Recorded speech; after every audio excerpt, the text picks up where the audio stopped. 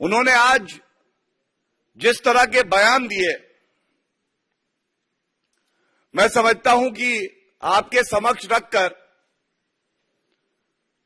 कुछ तथ्य उजागर करेंगे, कुछ उनको संविधान का ज्ञान देंगे। और जैसा आपको पता है कि जो कल अध्यादेश आया है, ये जो संविधान की मूल भावना है,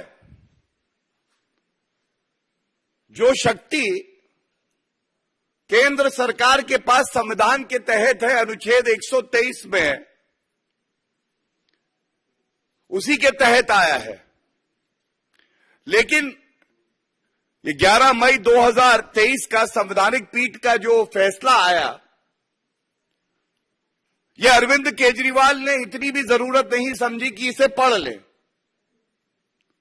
और वो इसलिए है कि ये 105 पन्नों का है, 164 इसमें पैराग्राफ्स हैं।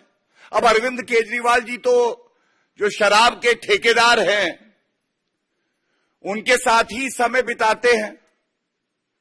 कैसे एक शराब नीति ठेकेदारों से पूछ के लाएंगे, भ्रष्टाचार करेंगे। कट्टर बेईमान तो आप हैं अरविंद केजरीवाल जी। लेकिन आज जो आपकी सूरत देखी, तो इसलिए भी दुख हुआ कि आपने कहा एक एलजी को बैठा दिया है। अरविंद केजरीवाल जी, बहुत सम्मान से आपसे एक बात कहते हैं, जिस संविधान ने आपको मुख्यमंत्री बनाया है, उसी संविधान के तहत दिल्ली में एलजी नियुक्त हुए हैं। तो अगर आप ऐसे शब्दों का प्रयोग करेंगे, उनका सम्मान नहीं करेंगे, तो जनता आपका सम्मान भी नहीं करेगी। और देखिए, नासमझी क्या होती है या कट्टर बेईमानी क्या होती है। बोल गए कि सर्वोच्च न्यायालय में छुट्टी हो गई, अध्यादेश इसीलिए जैसे ही छुट्टी हुई कल लाया गया रात में, और ये पहले क्यों नहीं लाया गया। तो मैं दो बातें बता दूं। सबसे पहले तो अरविंद केजरीवाल जी, आपने वक्तव्य दिया है कि 5 मिनट में यह अध्यादेश उड़ जाएगा। तो मुफ्त में आपको एक सलाह भी देता हूं और ज्ञान भी देता हूं। ये देश का सर्वोच्च न्यायालय है, अपने दायित्व और कर्तव्य को जानता है, और सर्वोच्च न्यायालय में कोई छुट्टी नहीं होती है, वेकेशन बेंच है। अगर आपको इतना यकीन है कि यह अध्यादेश गैर संवैधानिक है, तो अपने जो भी अधिवक्ता हैं उनसे कहिए कि सर्वोच्च न्यायालय में सोमवार को अर्जी लगा दे। दूध का दूध, पानी का पानी हो जाएगा। पता चल जाएगा अध्यादेश संवैधानिक है या नहीं है।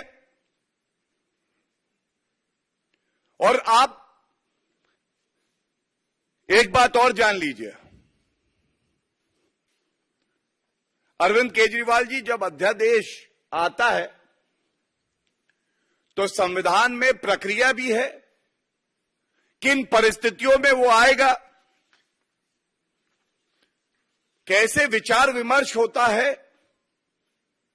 विधिक भाषा में ड्राफ्ट होता है, कैबिनेट से अप्रूवल होता है,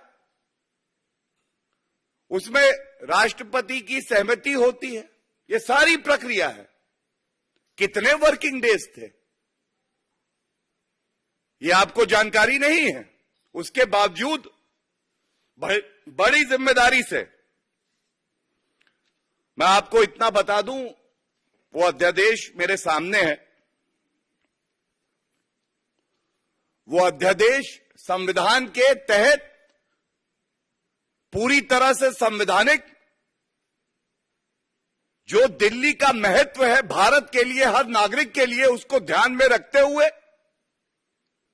और इस बात को भी हमने ध्यान में रखते हुए दिल्ली में ही संसद है, दिल्ली में ही राष्ट्रपति का घर है, दिल्ली में ही सुप्रीम कोर्ट ऑफ इंडिया है, तमाम एम्बेसीज हैं। दिल्ली संविधान के तहत भी अगर आप चले तो एक यूनियन टेरिटरी है, यूनियन टेरिटरी।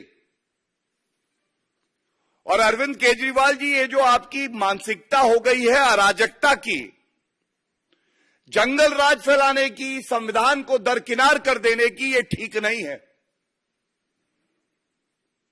जब आप चुनाव लड़े, आप जानते थे कि आप दिल्ली में चुनाव लड़ रहे हैं जो पूर्ण राज्य नहीं है, एक यूनियन टेरिटरी है।